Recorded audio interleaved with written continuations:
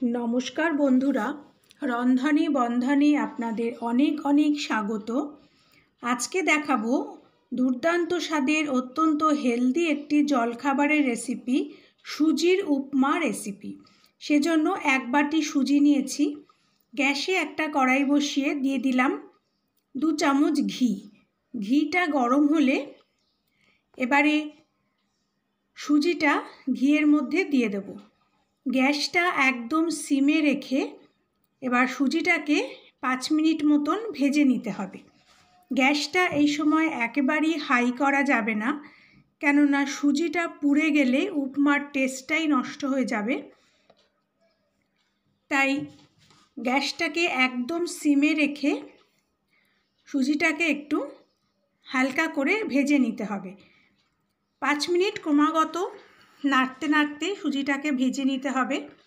আপনারা শুকনো কড়াইতেও ভেজে নিতে পারেন, তবে ঘিয়ে ভাজলে কি হয়, উপমার মধ্যে একটা ঘিয়ের গন্ধ করে, খেতে খুব ভালো হয়।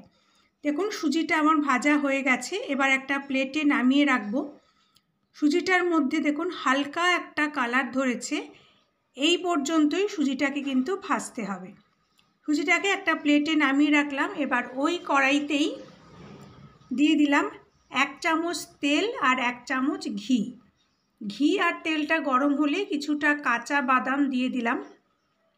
গ্যাসটাকে মিডিয়ামে রেখে বাদামটাকেও এবার একটু ভালো করে ভেজে নিতে হবে। বাদামগুলো ভাজা হয়ে গেলে বাদামগুলোকে তুলে নিলাম তেল থেকে। এবার ওই তেলের মধ্যেই দিয়ে দিলাম 1/2 চামচ কালো সর্ষে। সর্ষেটা তেলের মধ্যে একটু ভাজা ভাজা হয়ে গেলে এবার দিলাম 1 চামচ মতন বিউলির ডাল। বিউলির ডালটা দিয়েও গ্যাসটাকে একদম সিমে রেখে কিছুক্ষণ একটু ভেজে নেব। এরপর দেব 2টো শুকনো লঙ্কা। শুকনো লঙ্কাটাকেও তেলের মধ্যে একটু কয়েক সেকেন্ড ভেজে নিয়ে এবার দিয়ে দেব বেশ খানিকটা ফ্রেশ কারি পাতা। আমি এখানে 10-12টা মতন কারি পাতা দিয়েছি। কারি পাতাটা দিয়েও আবার সব কিছুর সঙ্গে ভেজে নেব। গ্যাসটাকে এই সময় একদম লোতেই রাখবেন। কিছুক্ষণ ভেজে নেওয়ার পরে এবারে একটা ছোট সাইজের আলু আর একটা ছোট সাইজের পেঁয়াজ ছোট ছোট করে কেটে নিয়েছিলাম, সেটা দিয়ে দিলাম। আপনারা ইচ্ছে করলে এখানে অন্য সবজিও দিতে পারেন, গাজর, ক্যাপসিকাম, আপনাদের পছন্দ মতন সবজিও দিতে পারেন। আলু পেঁয়াজটা দিয়ে গ্যাসটাকে মিডিয়ামে রেখে কিছুক্ষণ আলু আর পেঁয়াজটাকে ভেজে নেব। তারপর দিয়ে দেব পরিমাণ মতন নুন আর দেব অল্প করে একটু চিনি। উপমাতে চিনি দিলে টেস্টটা খুব ভালো হয়, তবে আপনারা ইচ্ছে করলে চিনিটা নাও দিতে পারেন। নুন আর চিনিটা দিয়েও মিডিয়াম ফ্লেমে খুব ভালো করে একটু ভেজে নিতে হবে।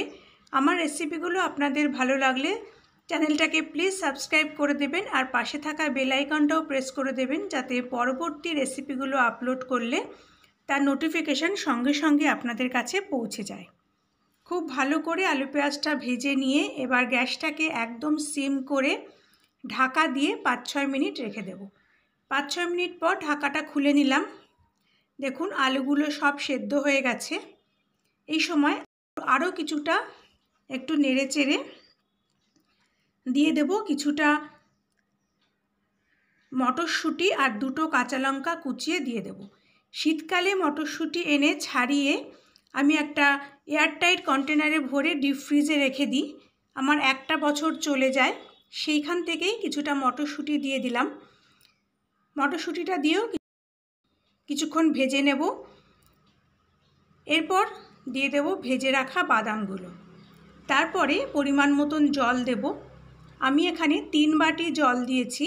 1 বাটি সুজির জন্য 3 বাটি জল দিলাম। এই রেশিওটা একটু খেয়াল রাখবেন। যতটা সুজি নেব তার 3 গুণ জল দেব। যেই বাটি মেপে সুজি নিয়েছি সেই বাটি মেপেই কিন্তু আমি জল দিয়েছি। জলটা দিয়ে গ্যাসটাকে হাই করে দেব। তারপর জলটা একটু গরম হওয়া পর্যন্ত অপেক্ষা করতে হবে। জলটা যখন বেশ ভালো মতন গরম হয়ে যাবে তখন এর মধ্যে অল্প অল্প করে সুজি দিতে হবে, অল্প অল্প করে মেশাতে হবে। একবারে কিন্তু সব সুজি দিয়ে দেবেন না, তাহলে জলের মধ্যে সুজিগুলো গিয়ে একদম জমাট বেঁধে যাবে। দেখুন আমি কিভাবে দিচ্ছি, অল্প অল্প করে সুজি দিচ্ছি, অল্প অল্প করে সুজিটা জলের মধ্যে মেশাচ্ছি। গ্যাসটা এই সময় মিডিয়াম টু হাইতেই থাকবে। এইভাবেই সমস্ত সুজি জলের মধ্যে দিয়ে দিতে হবে। সমস্ত সুজি দেওয়া হয়ে গেলে গ্যাসটাকে মিডিয়াম টু হাইতে রেখেই ক্রমাগত একটু নেড়ে যেতে হবে।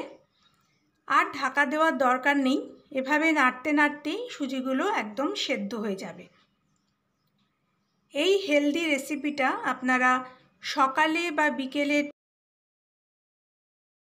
জলখাবারের জন্য বানাতে পারেন, আবার স্কুল কলেজ অফিসের টিফিনের জন্য বানাতে পারেন। অত্যন্ত ভালো হয় খেতে, আর হেলদি তো অবশ্যই। মিডিয়াম টু হাই ফ্লেমে গ্যাসটাকে রেখে ক্রমাগত সুজিটাকে একটু নেড়ে যেতে হবে। এইভাবে নাড়তে নাড়তেই সুজিটা কিন্তু একদম সেদ্ধ হয়ে যাবে। এইভাবেই কিছুক্ষণ নাড়ার পরে এখন দিয়ে দেব আরও বেশ কয়েকটা ফ্রেশ কারি পাতা। আমি প্রায় 6-7টা মতন কারি পাতা দিলাম। উপমাতে কারি পাতার গন্ধটা খুব ভালো লাগে, এই জন্য একটু বেশি করেই কারি পাতা দিলাম। আপনারা ইচ্ছে করলে এই সময় একটু ধনে পাতা দিতে পারেন, তবে আমার মনে হয় ধনে পাতা দিলে কারি পাতার গন্ধটা চাপা পড়ে যায়, এই জন্য আর ধনে পাতা দিলাম না। তবে আপনারা ইচ্ছে করলে ধনে পাতা দিতেই পারেন। দেখুন নাড়তে নাড়তে আমাদের উপমা কিন্তু প্রায় রেডি। এখন গ্যাসটাকে অফ করে একটা অর্ধেক পাতিলেবুর রস ছাঁকনি দিয়ে ছেঁকে দিয়ে দেব। তবে পাতিলেবুর রসটা দেওয়ার আগে অবশ্যই গ্যাসটাকে একদম অফ করে দেবেন। রসটা দেওয়ার পরে সব কিছু খুব ভালো করে আবার মিশিয়ে নিলেই তৈরি হয়ে যাবে সুজির উপমা। এখন একটু নরম লাগছে দেখতে, কিন্তু ঠান্ডা হলে একদম ঝরঝরে হয়ে যাবে। সব কিছু খুব ভালো করে মিশিয়ে নিলেই আমাদের হেলদি আর টেস্টি জলখাবার রেসিপি একদম তৈরি। এবার আমি একটা প্লেটে সার্ভ করে নিচ্ছি। আপনারা তো অনেকভাবেই হয়তো উপমা করে থাকেন, একবার আমার মতন ট্রাই করে দেখবেন, খেতে কিন্তু অসম্ভব ভালো হয়। তাই অনুরোধ করছি একবার অন্তত বাড়িতে এভাবে বানিয়ে দেখবেন। আশা করি আমার আজকের রেসিপিটি আপনাদের ভালো লেগেছে। পরের দিন আবার একটা নতুন রেসিপি নিয়ে চলে আসব। ততক্ষণ আপনারা ভালো থাকবেন, সুস্থ থাকবেন। নমস্কার।